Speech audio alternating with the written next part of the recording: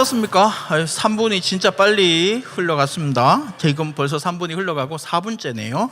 21분입니다. 자, 이 시간에는 이제 2강, 3강을 함께 쭉 이어서 할 건데요. 2강은 원래 그 현재경 목사님께서 하시기로 하셨는데 지금 뭐 사정이 생기셔가지고 제가 하게 되었습니다. 자, 2강은 구역 관리 및 보고입니다. 먼저 생각할 것은 구역이란 무엇인가를 먼저 생각해 보려고 하는데요. 우리가 교회가 뭡니까? 교회를 한마디로 정의하면 신자들의 모임입니다. 그죠? 성도들의 모임인 교회라서 교회는 크게 생각하면, 크게 보면 전 세계에 하나밖에 없어요. 왜냐하면 모든 성도들의 모임을 교회라고 할 수 있으니까 큰 전 세계 모든 성도들을 다 이렇게 묶어가지고 교회라고 할 수도 있고, 또 작게는 개교회, 한 교회, 한 교회, 한 교회, 한 교회를 교회라고 할 수도 있는 거죠. 그죠? 성도들의 모임이라서. 자, 이 성도들의 모임 속에 작은 교회라고 할 수 있는 것이 무엇이냐면 구역입니다.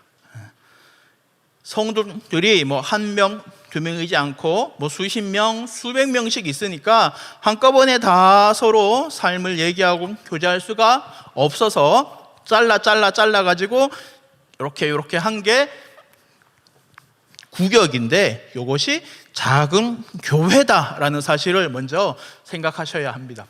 교회를 맡고 있는 여기 사역자분들이셔요.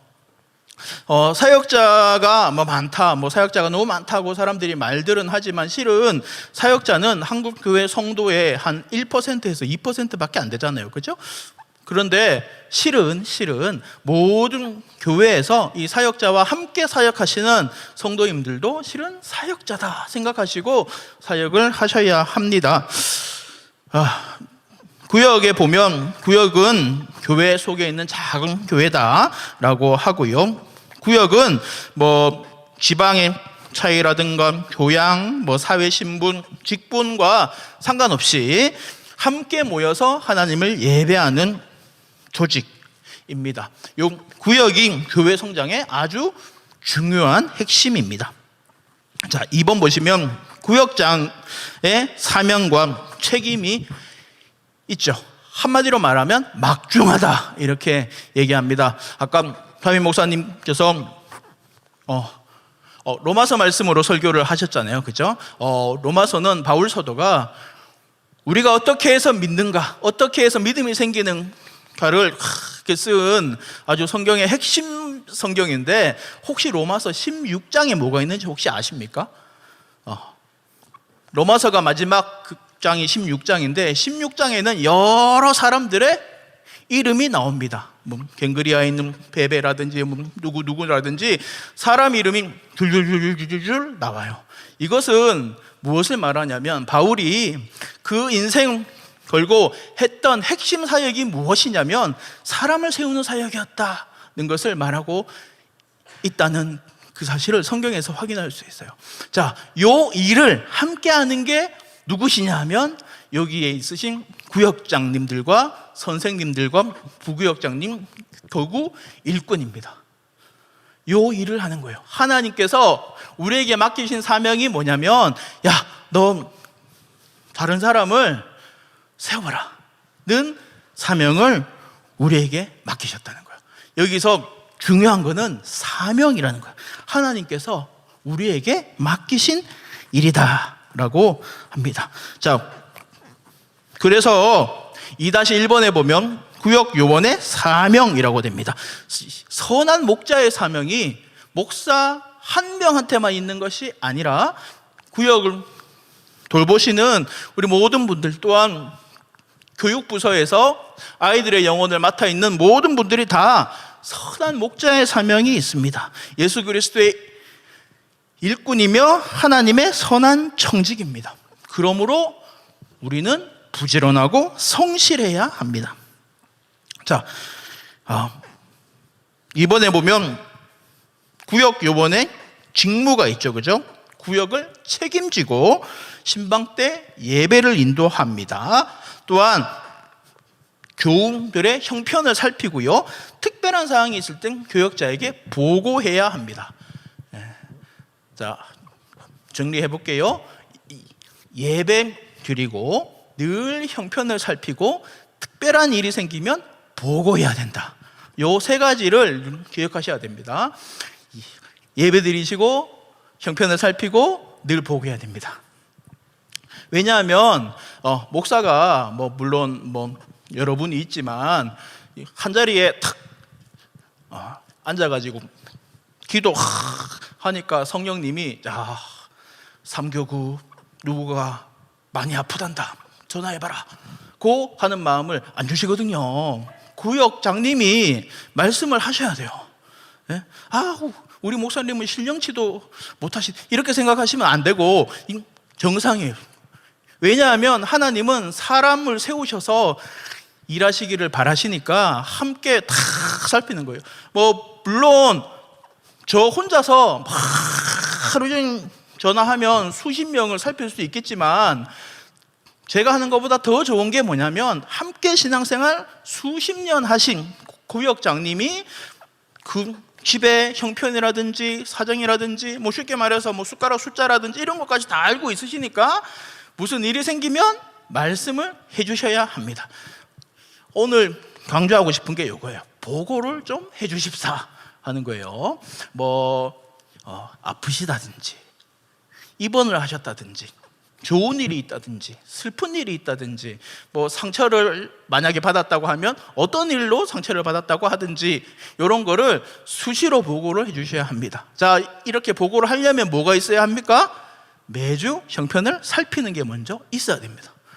맨날 전화하고 얘기를 해야 할 말이 있잖아요. 그렇죠?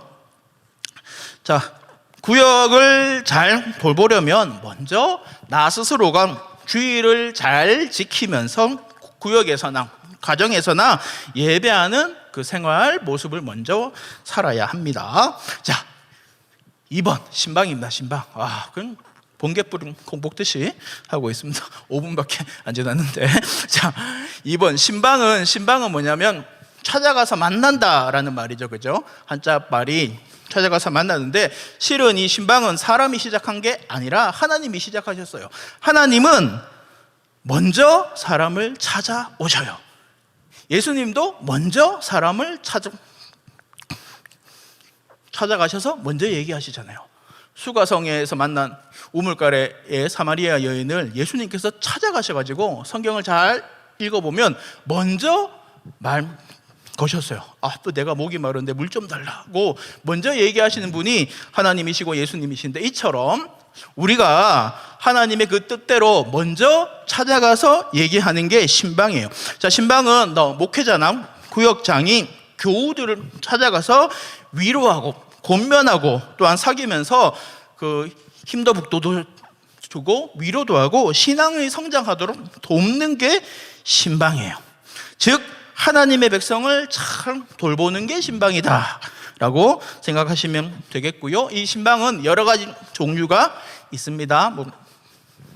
대신방부터 시작해서 쭉 있으니까 살펴보시고요. 3번 구체적이고 실질적인 조언으로 먼저 하겠습니다. 자, 구역장은 기준이 있습니다.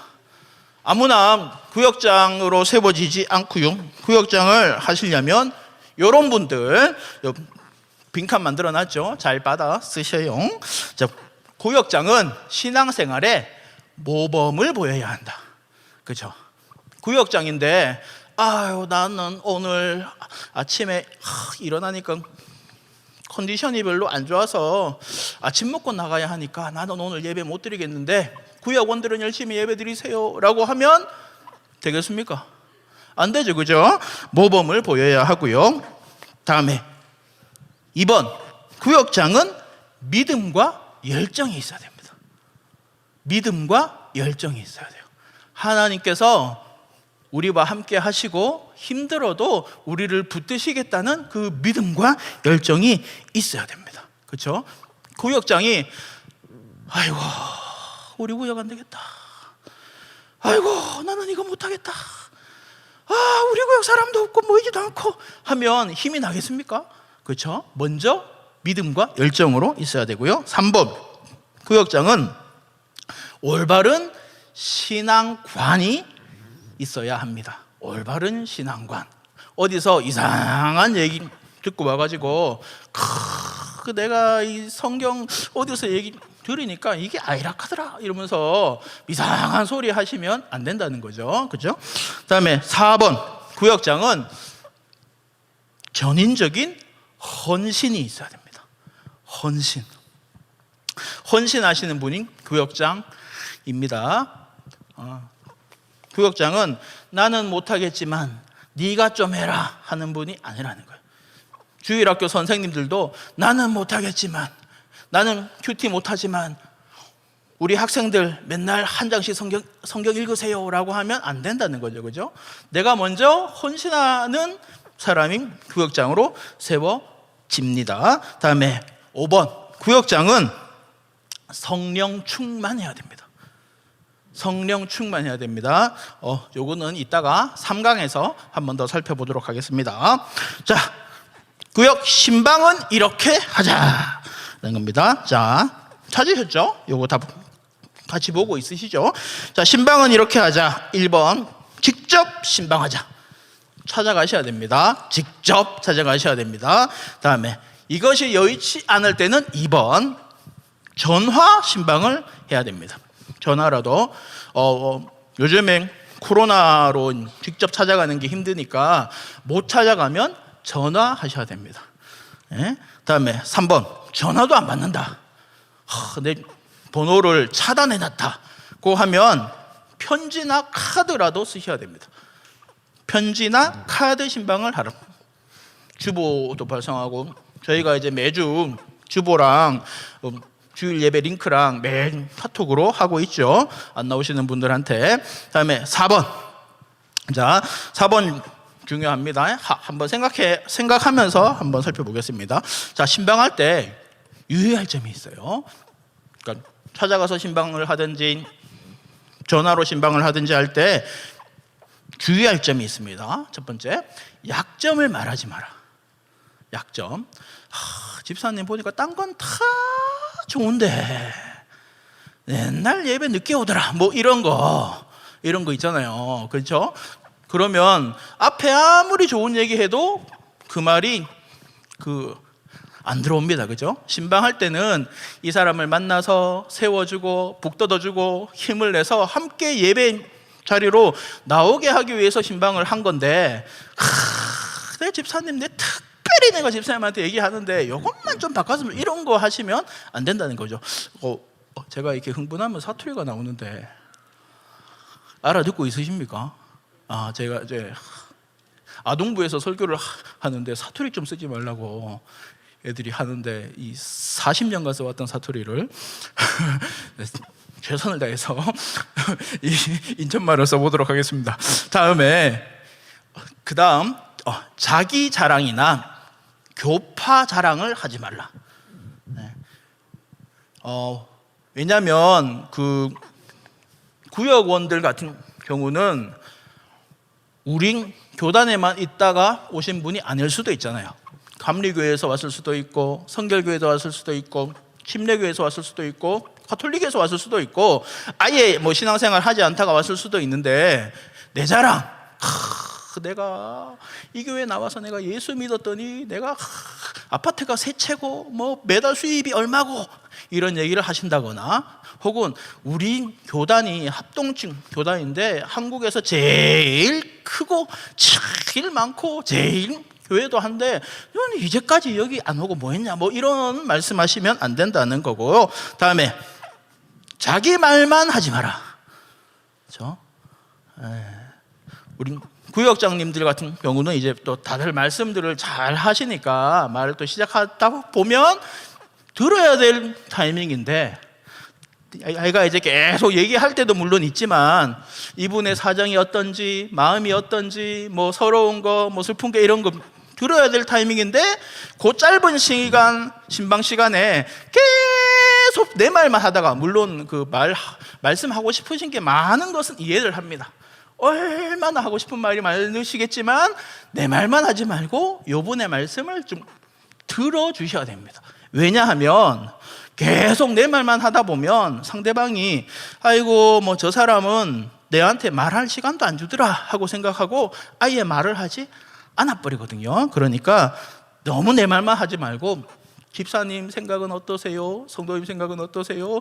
얼마나 힘드셨어요? 하면서 들어주는 시간.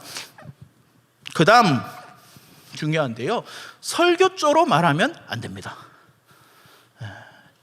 목사님은 이제 설교 시간에는 이제 혼자서 그 하나님의 말씀을 선포하시니까 설교조로 말씀하실 수 있는데, 구역장님이나 뭐 주일학교 선생님이 이제 가정에 신방을 하실 때 설교를 하러 가신다고 생각하시면 안 돼요. 들으러 가시는 거예요. 이 사람의 상황과 사정을, 그 속마음을, 차마 뭐 여러 사람한테 말하지 못하는 속마음을 살피러 가시니까 설교조로 말씀하시면 안 됩니다. 물론 하나님의 말씀을 뭐 인용하거나 할 때가 물론 있겠지만 기본적으로는 나는 이 사람의 생각을 듣고 싶다는 마음으로 가시고요. 상대방의 인격에 손상을 주지 말라. 인격에 손상을 주지 말라. 이런 거 있잖아요.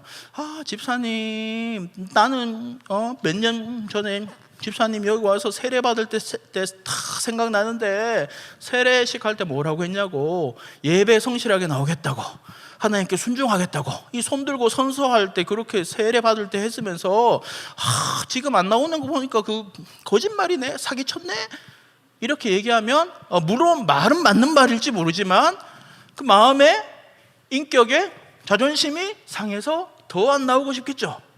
그렇죠? 그리고 너무 길게 끌지 말라. 신방 갔는데 막 3시간씩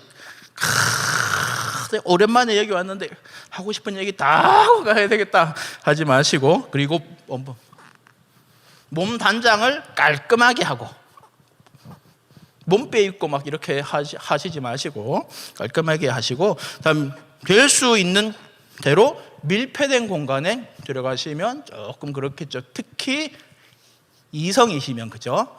여집사님이 남자 성도님과 신방 뭐 1대1로 사실 하시면 안 될 뿐더러 가능하면 밀폐된 공간에 하지 마시고, 그리고 마지막 가급적으로 농담은 하지 마시고 진지하게 하셔야 됩니다. 그리고 3번, 구역에서 하지 말아야 할 일들, 뭐 다들 잘 알고 계시겠지만 혹시나 싶어서 썼습니다.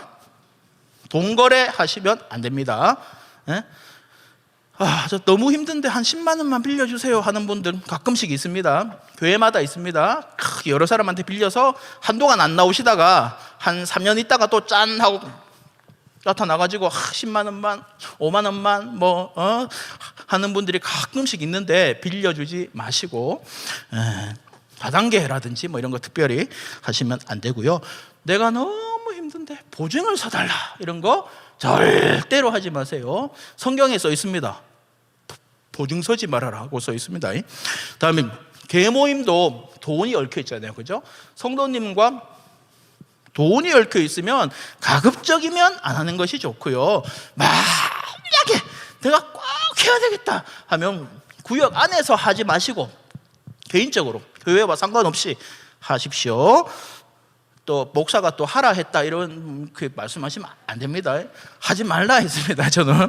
다음에 4번, 세상적인 호칭. 형님, 언니, 이런 거 쓰지 말아라. 이거 왜 좋은데 언니를 언니라고 부르는데 왜 안 되냐고 하는데, 구역에서는 우리 말고 다른 식구들도 있잖아요, 그죠?